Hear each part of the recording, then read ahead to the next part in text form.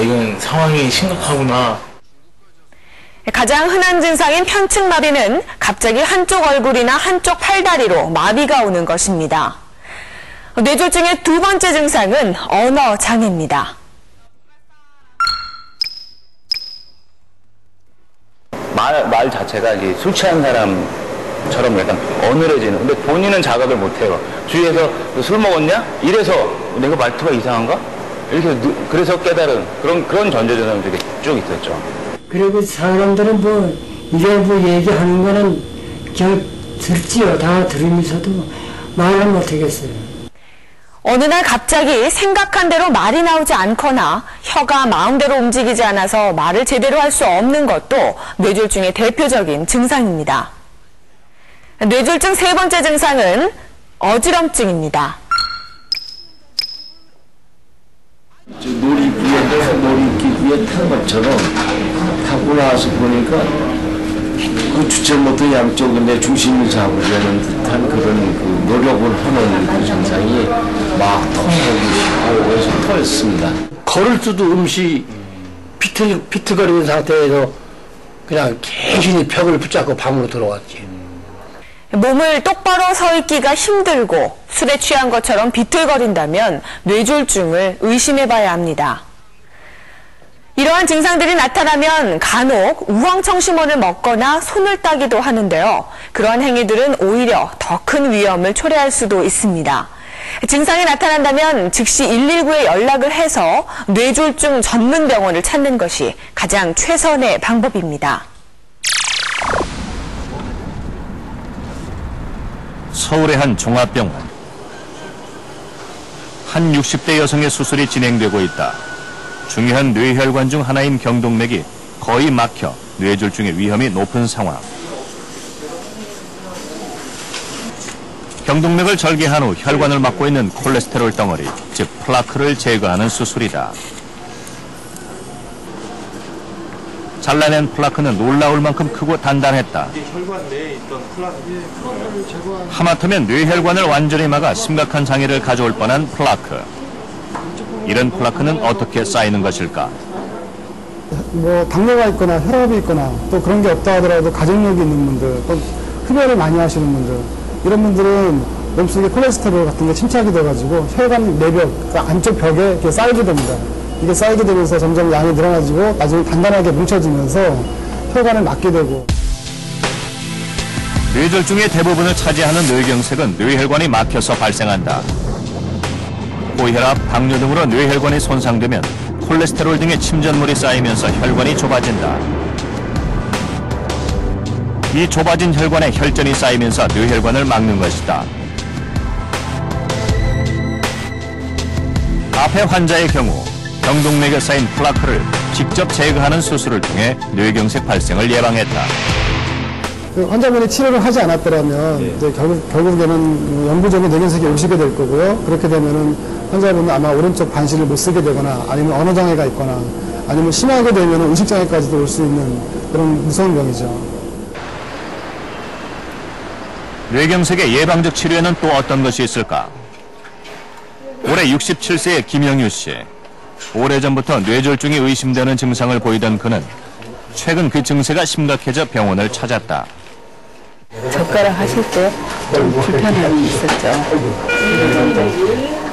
말씀하실 때 좀 어느라고. 추골동맥 하나가 왼쪽 게 있는데. 김영유 씨의 뇌혈관 상태는 심각했다. 뇌로 가는 4개의 동맥 중 3개는 완전히 막혔고 하나마저도 가늘어져 있는 상태. 점점 더 좁아지면 혈액순환 점점 나빠질 거고, 그래서 결국 아주 넓은 광범위한 뇌경색을 초래할 가능성이 있고요. 뇌경색 발생을 막기 위해 좁아져 있는 혈관을 넓혀주는 스텐트 시술에 들어갔다. 뇌혈관에 스텐트를 넣으려면 허벅지 대퇴동맥을 따라 카테터라는 가는 관을 밀어넣는다. 그리고 풍선으로 좁아진 혈관을 넓힌 다음 그 공간에 스텐트를 넣어준다. 김영유 씨의 좁아져 있던 혈관이 스텐트 삽입으로 확장된 것을 알 수 있다. 스텐트 삽입술을 할 수 없거나 막혀있는 혈관을 뚫을 수 없을 경우에는 어떤 방법이 있을까? 그럴 땐 뇌혈관 우회술이라고 하는 조금 복잡한 수술을 하게 된다. 뇌혈관 우회술은 두개골 밖에 있는 혈관을 찾은 다음 두개골을 열어 안쪽에 있는 뇌동맥에 직접 연결해주는 수술이다.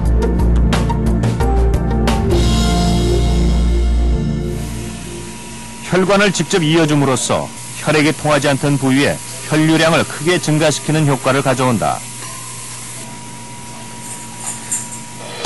뇌경색 예방뿐 아니라 환자의 인지 기능 향상에도 상당한 효과가 있다고 알려져 있다.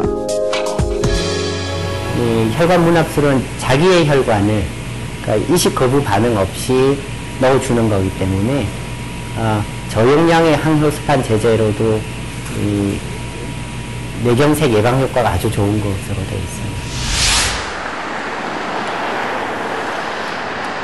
불편한 몸을 이끌고 오늘도 열심히 걷기 운동을 하는 김명기 씨. 작년 12월 42이라는 젊은 나이에 그에게 뇌출혈이 찾아왔다. 담배는 한 하루에 3갑 정도 피우고 술은 제때 끝나고 집에 왔을 때 무조건 2병씩이요. 매일요.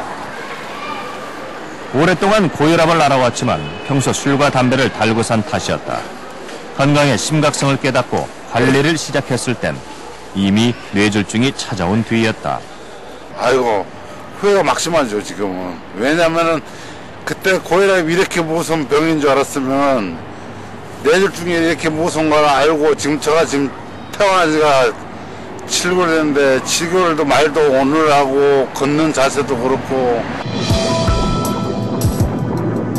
장기간 고혈압이 지속되면 혈관벽이 손상되면서 동맥경화가 일어나 뇌졸중을 불러온다. 흡연 또한 각종 유해물질로 혈관벽을 손상시켜 뇌졸중의 위험을 높인다. 뇌졸중 이후 김명기 씨의 삶은 180도 달라졌다.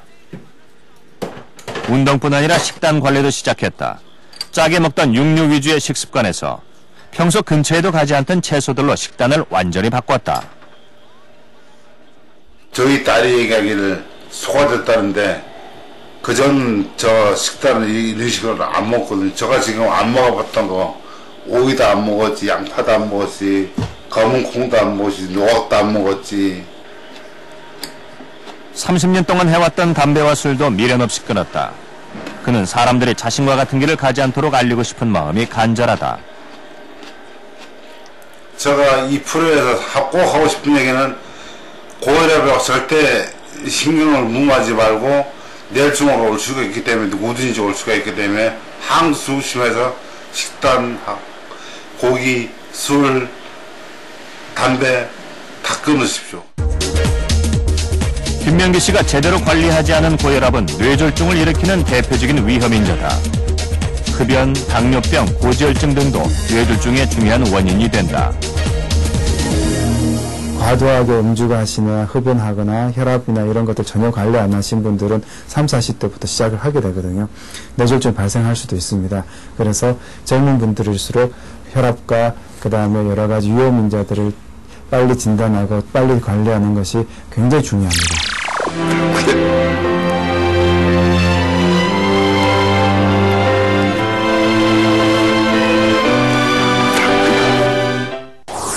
많은 사랑을 받았던 드라마 김탁구 기억하시죠?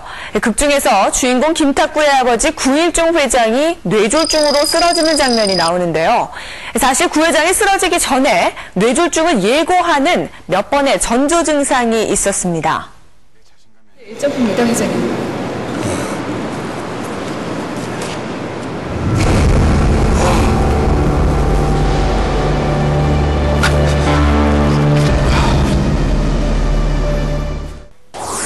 보신 것처럼 잠깐 한쪽 팔이 마비되었다가 사라지는 전조 증상이 나타났었는데요. 이것을 일명 미니 뇌졸중, 일과성 허혈 발작이라고 합니다. 만약 구 회장이 미니 뇌졸중이라는 것을 알고 미리 병원을 찾았다면 뇌졸중으로 쓰러지는 비극적인 상황은 피할 수 있지 않았을까요? 박정호 씨는 얼마 전 뇌졸중 전조 증상을 겪었다. 새벽에 일어나 화장실을 가는 도중 갑자기 의식을 잃고 쓰러진 것이다. 누워 계시다 그러신 거예요? 아니면? 누워 있다가